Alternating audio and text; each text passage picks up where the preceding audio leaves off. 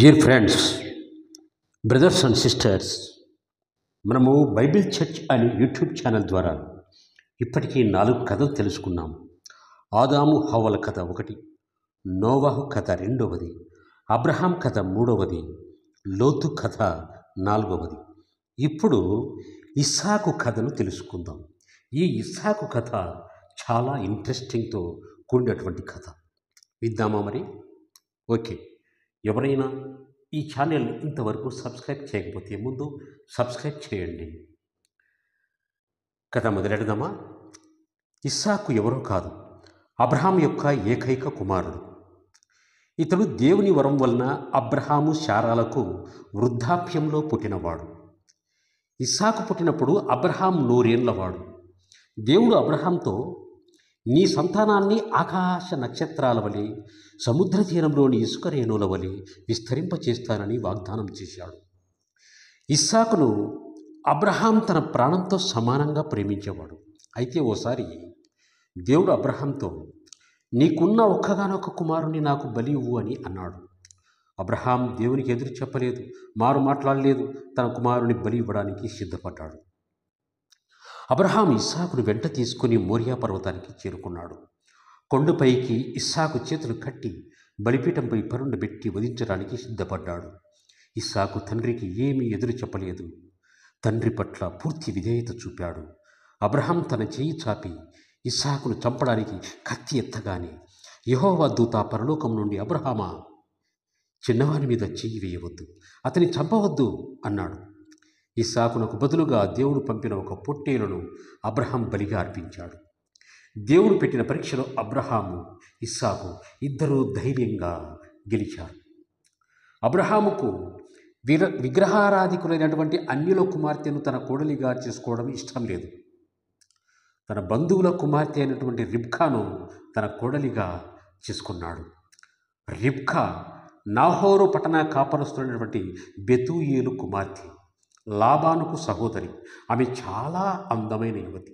భర్తను ఎంతగానో ప్రేమించి గౌరవించింది. ఇస్సాకు కూడా రిబ్కాను మిక్కిలి ప్రేమించాడు. రిబ్కా గర్భవతిగా ఉన్నప్పుడు ఆమె గర్భంలో 2 శిష్యులు ఒకరితో ఒకరు పెనుగులాడుకున్నారు.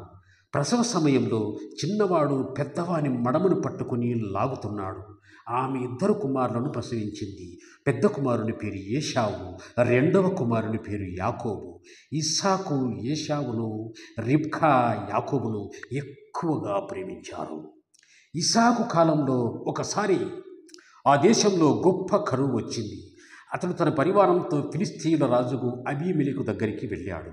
యెహోవా దేవుడు ఇస్సాకును బహుగా ఆశీర్వదించినందువల్ల అతనికి విస్తారంగా పశువులు, గొర్రెలు, ధనము, దాసదాసీలు ఇచ్చాడు. అతని సంపదను, ఉన్నత స్థితిని చూసి ఫిలిస్తీయులు అసూయపడ్డారు. వారు అబ్రహాము త్రవించిన బావులన్నింటినీ పూడ్చివేశారు. అబీమెలెకు ఇస్సాకుతో, నీవు మాకంటే ధనవంతుడవు, బలవంతుడవు, మా వద్ద నుండి దూరంగా వెళ్ళిపో అన్నాడు. ఇస్సాకు అక్కడి నుంచి వెళ్ళి గెరారు లోయలో నివసింపసాగాడు. అక్కడి ప్రజలు అతను తవ్వించిన బావులను పూడ్చివేశారు. 3వ బావిని ఎవ్వరూ పూడ్చలేదు. దానికి ఇస్సాకు రెహబోతు అని పేరు పెట్టాడు. అతడు అక్కడి నుంచి బెయేర్షెబాకు వెళ్ళి అక్కడ నివాసం ఉన్నాడు. దేవుడు ఇస్సాకునకు ప్రత్యక్షమై, నేను నిన్ను బహుగా ఆశీర్వదిస్తాను, నీవు ఎవరికీ భయపడవలసిన అవసరం లేదు అని చెప్పాడు. అక్కడ ఇస్సాకు మిక్కిలి ధనవంతుడయ్యాడు. ఫిలిస్తీయుల సేనాధిపతి ఇస్సాకు దగ్గరికి వచ్చి, మనం ఒకరికొకరము కీడు చేసుకొనకుండా ఉందాం. నీవు యెహోవా చేత ఆశీర్వదింపబడిన వాడివి, నీకు మేము ఎలాంటి హాని చేయము, నీవు కూడా మాకు హాని చేయవద్దు అని ఒకరితోనొకరు ఒప్పందం చేసుకున్నారు. ఇస్సాకు ఇందుకు ఒప్పుకున్నాడు. ఒప్పందానికి సిద్ధపడ్డాడు. ఒప్పందం చేసుకున్నాడు. వారికి విందు చేసి పంపించాడు. ఆ రోజే ఇస్సాకు దాసులు వచ్చి తాము తవ్విన బావిలో నీళ్లు పడ్డాయని సంతోషకరమైన వార్త చెప్పారు. అప్పుడు ఆ ఇస్సాకు ఆ బావికి సీబా అని పేరు పెట్టాడు. తర్వాత ఆ ఊరికి బెయేర్షెబా అనే పేరు స్థిరపడిపోయింది. ఇస్సాకు ముసలివాడయ్యాడు. అతని కనుచూపు మందగించింది. అతడు ఒక దినం తన పెద్ద కుమారుడు ఏశావుతో, నాయనా, నీవు అడవి నుండి వేటాడి మాంసం తీసుకునిరా, నాకు వండి పెట్టు, నేను నిన్ను ఆశీర్వదిస్తాను అని అన్నాడు. ఈ మాటలు రిబ్కా వినింది. విన్న తర్వాతనే ఆమె మేక మాంసం బాగా రుచిగా వండింది. దానిని యాకోబుకి ఇచ్చి పంపింది. అతని చేతులు మెడ భాగానికి మేకతోలు కప్పి పంపించింది. యాకోబు తండ్రి దగ్గరికి వెళ్ళాడు. తానే ఏశావునని చెప్పాడు. ఇస్సాకు అతనిని తడివి చూశాడు. స్వరము యాకోబుది, దేహము ఏశావుది. తడివి చూస్తే ఏశావు, స్వరము వింటే యాకోబు. ఇక్కడ మనకు ఈ పాట గుర్తొస్తుంది. ఇక్కడ స్వరము యాకోబుది, దేహము ఏశావుది అనుకున్నాడు. యాకోబును ఆశీర్వదించి పంపాడు. ఇక్కడ అనుమానమైతే వచ్చింది, కానీ తర్వాత ఆశీర్వదించి పంపాడు. పంపించిన తర్వాత ఈ విషయం తెలుసుకున్న ఏశావు వచ్చాడు. విషయం తెలుసుకొని బాగా ఏడ్చాడు. యాకోబు తండ్రిని మోసగించి ఆశీర్వాదాలన్నీ పొందిన విషయం తెలుసుకున్నాడు. చాలా బాధపడ్డాడు. యాకోబు అనే పేరు వానికి బాగా సరిపోయింది. యాకోబు అనగా మోసగాడు అని అర్థం. ఏశావు తన తమ్ముడైన యాకోబుపై పగపట్టాడు. యాకోబు తన మేనమామైన లాబాను వద్దకు పారిపోయాడు. అతని వద్ద 20 సంవత్సరాలు ఉండి తన 2 భార్య పిల్లలు మరియు దాసదాసీలతో కనాను దేశంలోని హెబ్రోన్లో ఉంటున్న ఇస్సాకు దగ్గరికి వచ్చాడు. ఇస్సాకు బహువృద్ధుడై 180 సంవత్సరాల వయసులో మరణించాడు. ఇస్సాకులో మనం విధేయుడైన కుమారుడు, ప్రేమించే భర్త, దయగల తండ్రి అనే 3 మంచి గుణాలు చూడగలం. తండ్రి బలి ఇవ్వబోయినప్పుడు ఇస్సాకు వయస్సు 20 సంవత్సరాలు. అయినను అతడు తండ్రికి విధేయ చూపాడు. ఏమీ ఎదిరించలేదు, బదులు సమాధానం చెప్పలేదు. మనము ఈ కథలో ధ్యానించవలసిన అంశాలు ఏమిటంటే, అబ్రహాము యెహోవా దేవునికి, ఇస్సాకు యేసుక్రీస్తుకు సూచనగా ఉన్నారు. యేసుక్రీస్తు వలనే తండ్రికి విధేయుడుగా ఉన్నాడు. యేసుక్రీస్తు వలనే ఇస్సాకు తండ్రికి ఏకైక కుమారుడు.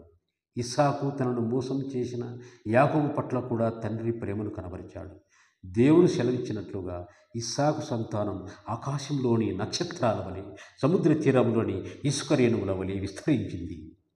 ఇస్సాకు బలి కావడానికి సిద్ధపడ్డాడు. యేసుక్రీస్తు మానవులందరి కొరకు తన ప్రాణాలు అర్పించాడు. ఇక్కడ మనం ఇంకా తెలుసుకోవాల్సినటువంటి బంగారు వాక్యం, యెహోవా అతనిని ఆశీర్వదించను కనుక ఆ మనుష్యుడు గొప్పవాడాయను. యెహోవా ఆశీర్వాదం ఎవరిపైన ఉంటుందో వాళ్ళు ఖచ్చితంగా గొప్పవాళ్ళవుతారని మనం ఈ కథ ద్వారా తెలుసుకున్నాము. ప్రార్థన. ప్రభువా, ఈ లోకంలో మేము కూడా తెలిసి తెలియక ఎన్నెన్నో మోసాలతో స్వరము మార్చి, వేషము మార్చి, కప్పి ఉన్న సమాధుల వలె బ్రతుకుతున్నాము తండ్రి. లేదు తండ్రి, మోసపుచ్చి నిజముగా తెల్ల బట్టలు ధరించి పరిశుద్ధుల వలె తిరుగుతూ, పరిశుద్ధుల వలె మేము మెలుగుతూ, మిమ్మల్ని ప్రార్థిస్తున్నట్టు నటిస్తూ ఈ లోకంలో తిరుగుచుండగా మీరు అన్నీ మమ్మల్ని చూస్తున్నారు ప్రభువా. యాకోబులా నటిస్తూ జీవించే జీవితం మాకొద్దు, కానీ యాకోబుగా పట్టుదలగా ప్రార్థించిన ఆ ప్రార్థన మాకు కావాలి. యాకోబులో ఉన్న పట్టుదలను మాకు నేర్పించండి. మిమ్మల్ని ప్రశ్నించి ప్రార్థించి స్తుతులు అర్పించి స్తోత్రాలు అర్పించి మోకరిల్లి మీ ముందు ప్రార్థనలో ఉండి మీ ఆశీర్వాదాలు పొందే గొప్ప గుణాన్ని మాకివ్వండి. మేము చేసే ప్రార్థనలన్నీ అంగీకరించండి. యాకోబుకి ఇచ్చినటువంటి ఆశీర్వాదాలు మాకును ఇస్తారని మా ప్రభు అయిన యేసుక్రీస్తును బహువినయంగా అతి వినయంతో వేడుకొనుచున్నాము తండ్రి. ఈ కథను విన్నటువంటి సోదర సోదరీమణులందరికీ ఆశీర్వదించండి. బహుగా బహుమానాలు ఇవ్వండి. యాకోబును ఆశీర్వదించిన చేయి మమ్మల్ని కూడా ఆశీర్వదిస్తుందని తలంచుతూ మీ ముందు మోకరిల్లి ప్రార్థిస్తున్నాము తండ్రి. Amen, amen, amen.